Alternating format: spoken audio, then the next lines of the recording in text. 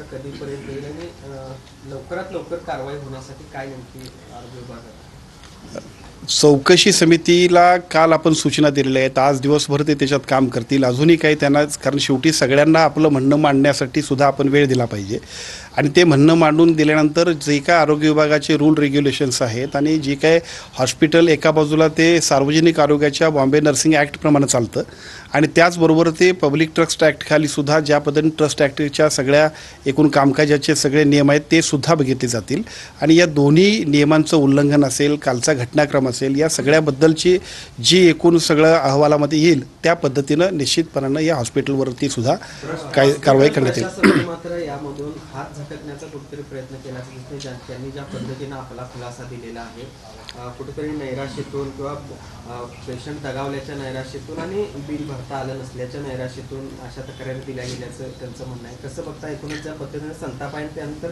अशा पद्धतीचा हात झटकणारा खुलासा हॉस्पिटल प्रशासनाकडून नाही, हॉस्पिटलनं आपला खुलासा करणं हे साहजिक आहे आणि त्यांनी केलाही पाहिजे।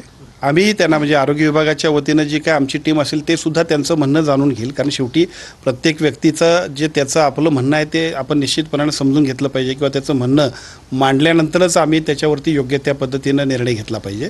परंतु सार्वजनिकदृष्ट्या जर बघितलं तर कुठल्याही आरोग्याच्या सेवेला डॉक्टरांनी नाकारता कामा नये हा सार्वजनिक दृष्टिकोनातून एक साधा संकेत आहे। दुर्दैवानं आपल्याकडनं नाकारलेल्या माणसाला पलीकडच्या बाजूला जावं लागते दुसऱ्या हॉस्पिटलमध्ये आणि त्यानंतरची काही दुर्दैवी घटना घडते।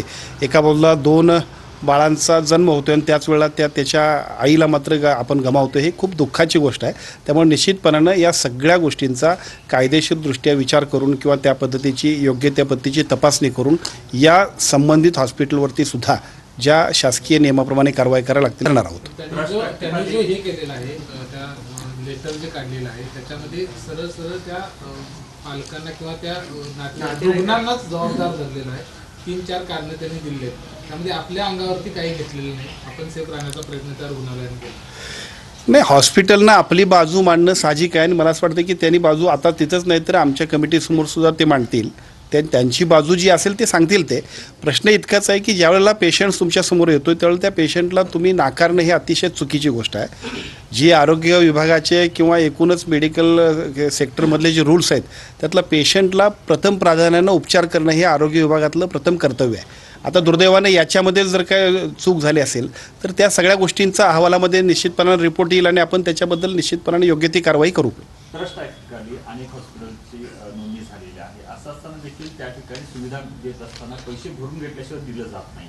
अशा संदर्भात अशा रुग्णालयावर कशा प्रकारची यापुढे वचक असणार आहे, कशा प्रकारची कारवाई केली या प्रकरणाच्या निमित्तानं त्याची चौकशी एकूणच राज्यातल्या अशा हॉस्पिटलची चौकशी होणार आहे का आणि काय त्या संदर्भात नवीन नियमावली नवीन काही महाराष्ट्राचे मुख्यमंत्री आदरणीय देवेंद्रजी फडणवीस साहेबांनी कालच्या विधिमंडळामध्येच एक अतिशय चांगल्या पद्धतीचं बिल पारित करण्यामध्ये आम्हा सगळ्यांना विधिमंडळातल्या सगळ्या सहकाऱ्यांच्या माध्यमातून जे बिल पारित झाले त्याच्यामध्ये या सगळ्यामध्ये एक अतिशय चांगल्या पद्धतीनं फ्रेमआउट करून कशा पद्धतीनं ट्रस्ट ॲक्टखालच्या सगळ्या हॉस्पिटल्सने आम्हा सगळ्यांना सुविधा द्यायच्या आहेत त्याच्याबद्दलची क्लॅरिटी झालेली आहे आणि या सगळ्या क्लॅरिटी झाल्यानंतर आता राज्यामध्ये अत्यंत चांगल्या पद्धतीचा याचा कायदा आहे।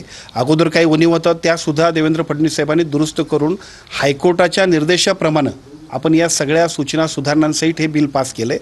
त्या सगळ्यानंतर राज्यातल्या सगळ्याच केवळ मंगेशकर हॉस्पिटल नव्हे हे तर निमित्त आहे, परंतु राज्यातल्या सर्वच ट्रस्टच्या खाली नोंदणी केलेल्या सगळ्या हॉस्पिटलसाठी सुद्धा एक SOP जाहीर केली जाईल आणि त्या SOPच्या माध्यमातून अशा पद्धतीनं जर पेशंट्सकडून टाळाटाळ करणं असेल, आर्थिक अशा पद्धतीचा अतिरिक्त रक्कम घेण्याचा विषय असेल तर त्याच्याबद्दल सुद्धा कारवाई केली जाईल। SOP दिली जाईल मात्र त्याच्या